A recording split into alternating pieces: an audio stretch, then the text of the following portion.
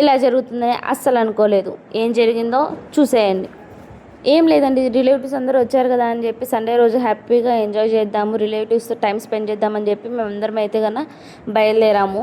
చూడండి ఆలగడ్డ శిల్పకళ ఎలా ఉందో. నచ్చితే ఒక చిన్న లైక్ చేసి వీడియోని కంటిన్యూ చేయండి. ఎక్కడికి వెళ్తున్నామో చెప్పలేదు కదా, మేము కాసింతలకైతే వెళ్తున్నామని. అక్కడ వాటరు చాలా ఉంటాయి, కానీ అక్కడ వాటరు కొన్నే ఉన్నాయి, సమ్మర్ కదా. కానీ ఆ కొన్ని వాటర్ని చూసి మా బాబు చూడండి ఎంత ఎగ్జైట్ అవుతున్నాడో. వాడికి నీళ్ళు అంటే చాలా ఇష్టం అనమాట. సరే నాన్న ఇక్కడ వాటర్ ఏం లేవు కదా, వెళ్దాం పద తొందరగా అంటే కన్నా వద్దమ్మా చేపలు ఉన్నాయమ్మా, చేపను కొద్దిసేపు చూస్తానమ్మా అని చెప్పి ముద్దుగా అడిగాడు. వాడి మాటలు మేము కాదనలేకపోయాము. అందుకని చెప్పి కాసేపు అక్కడే ఉండి టైం స్పెండ్ చేసామన్నమాట బాబుతో.